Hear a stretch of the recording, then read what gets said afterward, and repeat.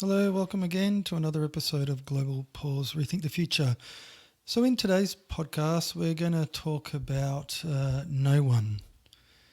So, no one is important because no one is the base that our way of life kind of takes as a given.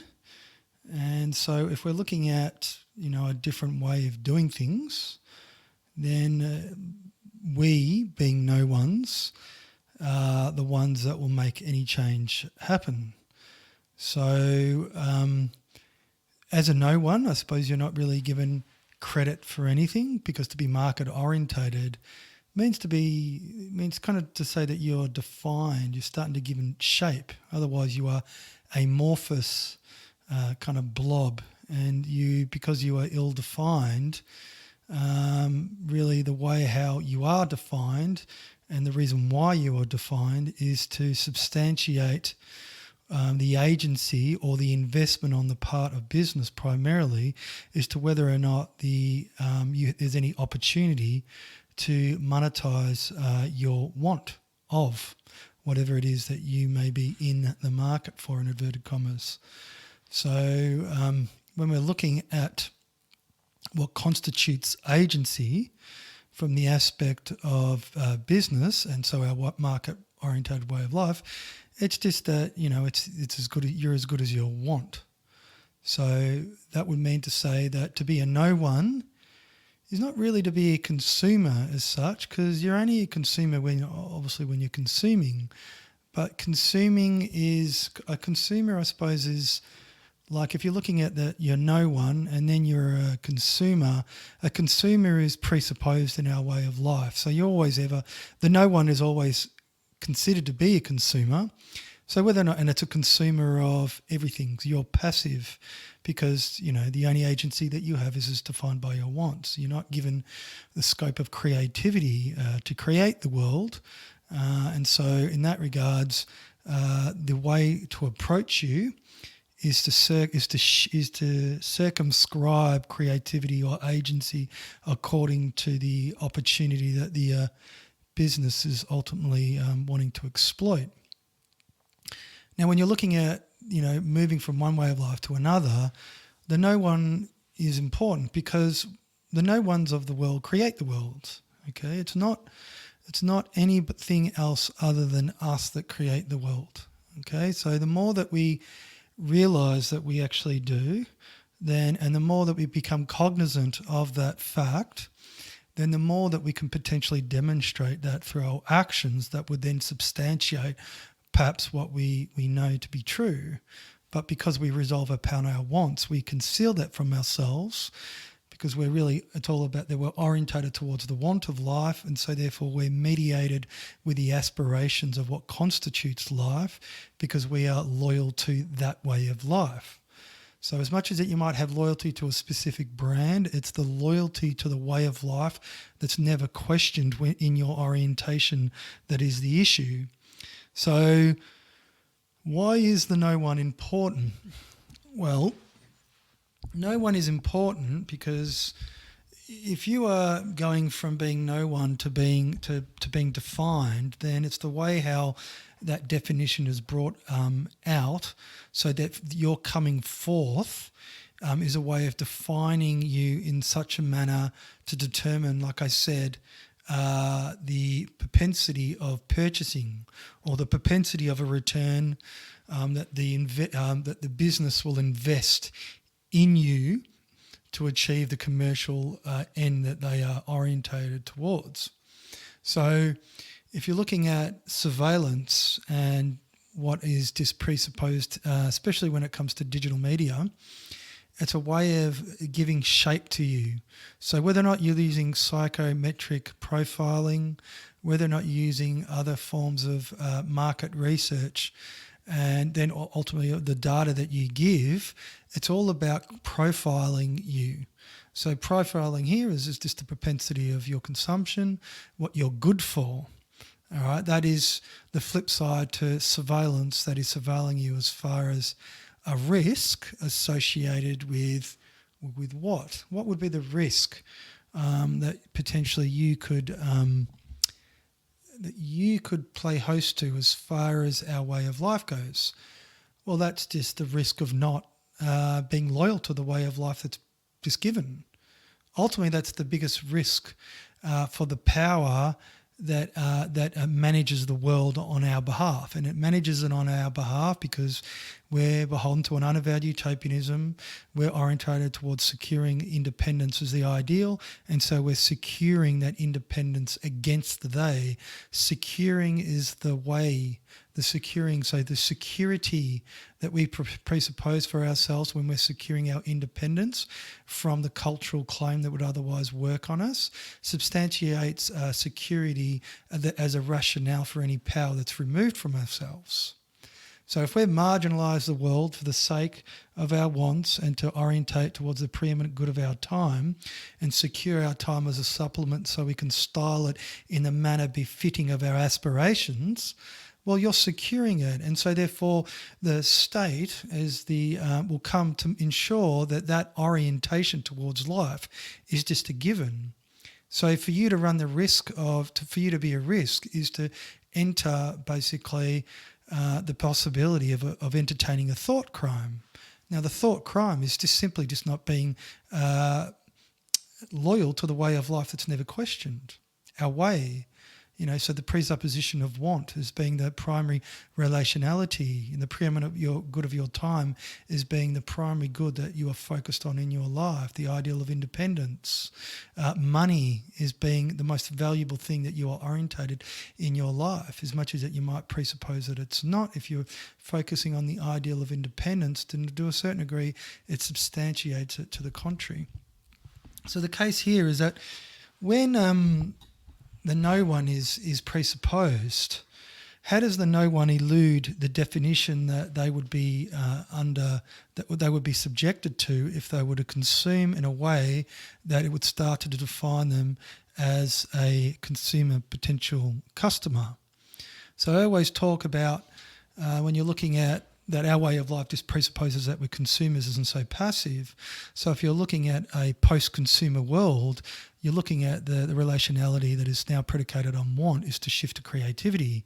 But because our way of life engenders a rampant cynicism, because we're only considered as good as our wants, and that's the orientation of business, that the way how that they communicate to us, and they tout the values and all the intangibles, but it's only so they could substantiate the good of your want in that regards, because they don't go beyond want to creativity, because that would mean to say that the way how they approach you is completely different. So the way how they approach you completely different is to look at what underwrites your wants, which is the preeminent good of your time. But the preeminent good of your time is an economic good. And it's secured as a supplement. So you have to potentialise your time beyond the economic good. So you can temporalise place for a common surpassing. So that would mean that the business, if they're trying to approach you as a person, would have to dispose of the way that they otherwise would communicate to you that substantiates the relationality of want and you being a consumer of life, not being a co-creator of it. So if you're looking at the difference between ways, they are absolutely worlds apart. They literally are worlds apart. So that the no one there is important, because the creativity that is engendered through, so let's say that the business makes an exception of the commerce that otherwise your want that would otherwise be given to potentialise your time in a way that you can reflect upon it and then take that up. If you're looking at a kind of a civilizational movement, so we're talking about enterprise good as a way of kind of disseminating the idea through all kind of different avenues where you become cognizant of actually what's at play in this ecosystem, whereby that you want to take up, that you want to potentialise that. So the provocation has been such that you want to do something where you can demonstrate that. Well, then you can do it in a manner where you potentialise it beyond the economic good, in a way that through your own actions you're starting to orientate life beyond the presupposition of marketing. Now, if you're doing that beyond the presupposition of marketing, then you obviously have to look at the way how we're marketed now. You have to look at the relationality that is engendered when surveillance is given as a model, as a way of defining you.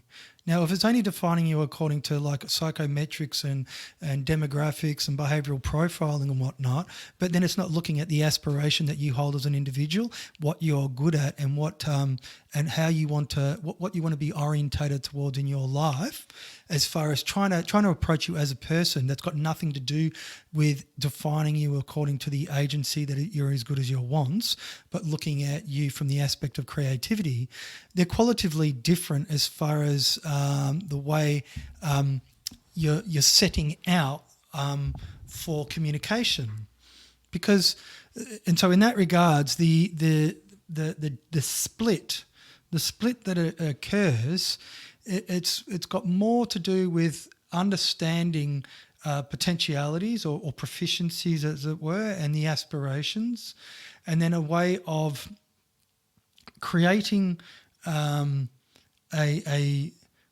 different way of giving and receiving that doesn't have as its rationale accountability. All right, so accountability. Why is accountability important? Well, if no one creates the world, right, then there's no one's accountable for the world. Now, if no one's accountable, we have to think of what that means to be accountable in that regard. So no one's held account to that world that's created, because you're literally removing the means of how we account for something. So if our time does not equal money, and we're potentialising our time beyond the economic good, and so that we're removing money as the institution or the convention that otherwise would lay claim to your independence, the ideal that you're orientating towards through like a common surpassing, then that cannot be accounted for in the manner and the way how it is now.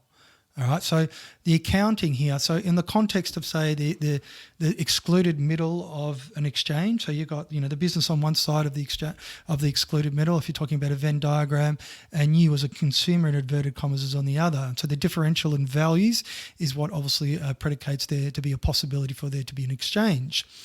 But if that exchange, if no exchange occurred, then it's essentially just a hole. All right, so it's the absence is such that you can't quantify it. You can quantify it from the aspect, if you're looking at provisionally from the business, that they've suffered a reduction as far as takings, and maybe we could say the marginal profitability.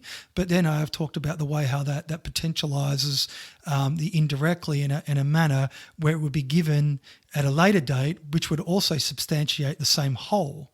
So the thing here is that, as I said, that if you're looking at the way how, if we're beholden to this kind of transcendentalism that works through our aspirations, and that we are in like the transcendental kind of realm of the suprasensible, as it were, like in the Platonic forms, and yet the world is below, and our aspirations towards independence does nothing else than try substantiate that, because like I always keep on saying, that if you're orientated towards independence, and the model for independence is sovereignty, so to be sovereign, so therefore to embody a king which has its model, which models itself on the divinity, well, that divinity is removed. It's not immanent within nature. It's not pantheistic, as it were.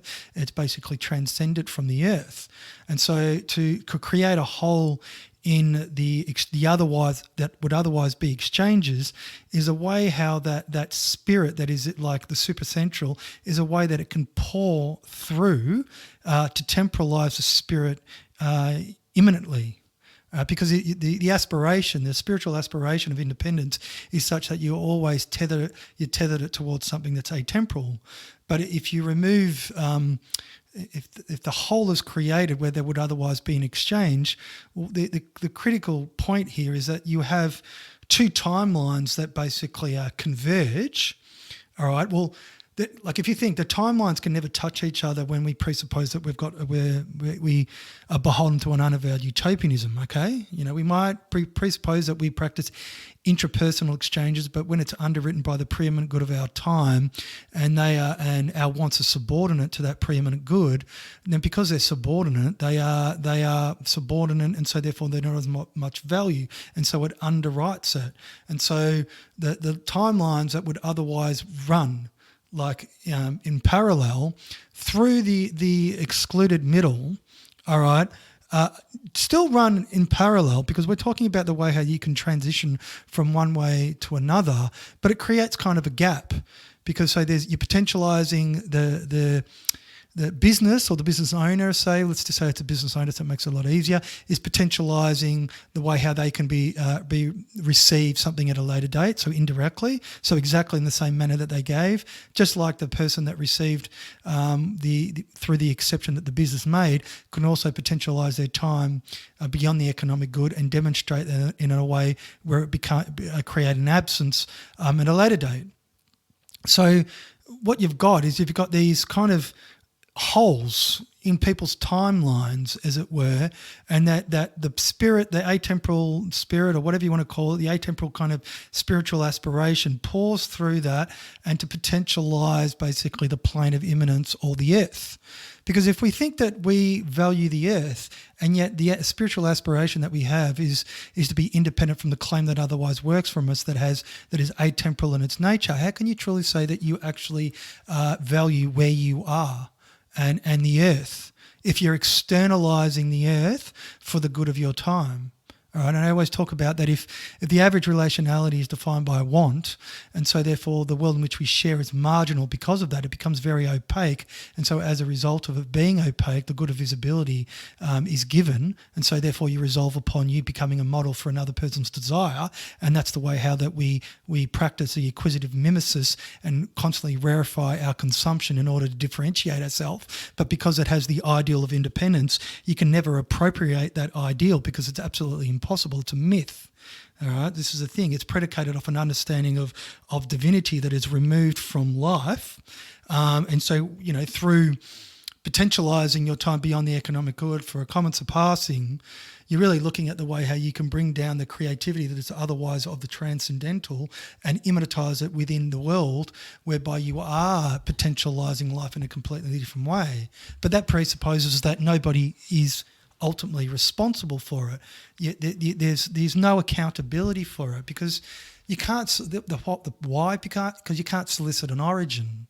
All right, the removal is the removal of the way how we account for ourselves. So if you're looking at the way how we account for ourselves, and we account through counting ourselves out, so whether or not you're looking at the sequential ordering of your temporality and then just conflate that with the way how we count money, they're one and the same thing, maybe in that regards, because you're securing your time as a supplement. If you're securing your time as a supplement, you're securing the means of you securing it as a supplement, and so the means that you have at your disposal will determine the budget constraint that you have to work with to define basically the level of lifestyle that you are emulating. Well, then it's really just the way how you're accounting for yourself in that way. So to not be accountable is to remove the means towards the accountability, which is counting, which is literally money. All right, and I always talk about that if money conceals goodwill, which it does, and you remove you remove money to potentialize the goodwill, so it animates a dynamism within the culture. But through that dynamism, what you're doing is that you're engendering a way of removing accountability from your actions, whereby you're potentializing surpassing a way of life, whereby the unaccountability people think of as you being totally reckless.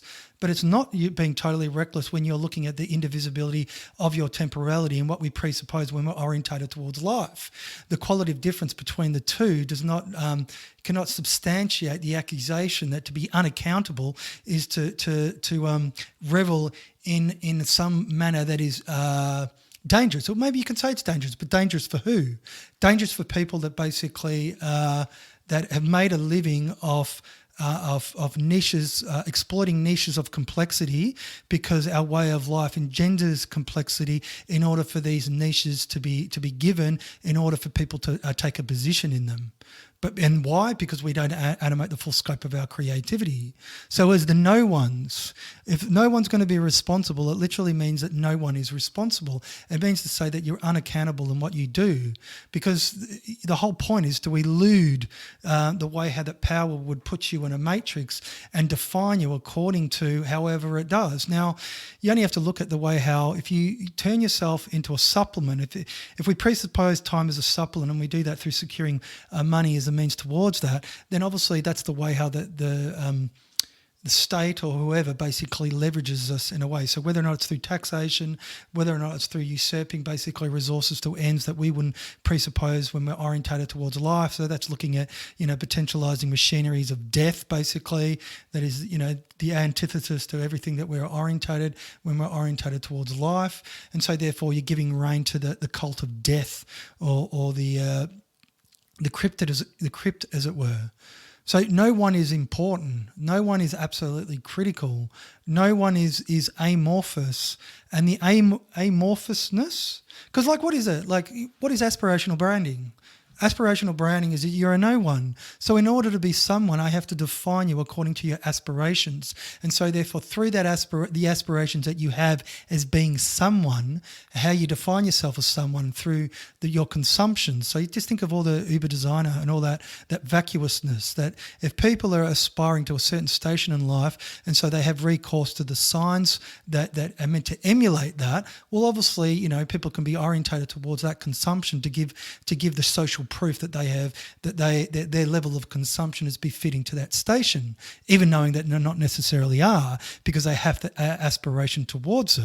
So that's to become someone supposedly in the eyes of the other. But how vacuousness is that? Like I said, you're only as good as what you can buy. It's got nothing to do with the value of who you are as a person, what you give and what you do.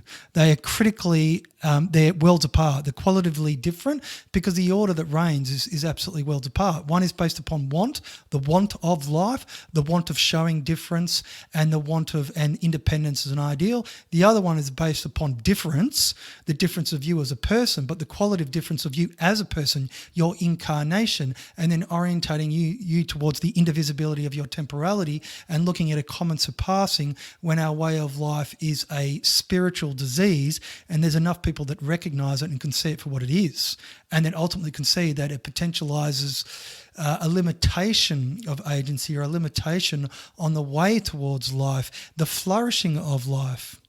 Anyway, I just thought it'd be, we are no ones. So if we're no ones, it's probably good just to look at what it means to be a no one, and that to think that you're going to be someone, well, what does it mean as well? And I just think that you can be no ones, and no ones create the world, and ultimately because no ones are ultimately responsible for it. All right, so that doesn't mean to say that as a no one that you're taking up that sense of responsibility for what you do, because you have consciousness, you have the intentionality on the part of what you do, where otherwise maybe you didn't before, because you're just beholden to a way of life and you never question it. So you have to question it in reference to the ideal. Is the ideal of the indivisibility of your temporality, is it an ideal worth pursuing, or is it just being marginal and so you're a means towards the end? Is that the ideal that you're focusing on, and so therefore your way of life, the way that life is given to you now, is just accepted as a given, and you're never going to do anything outside the holding pattern that's ensued as a result of that. Anyway, till next time, take care.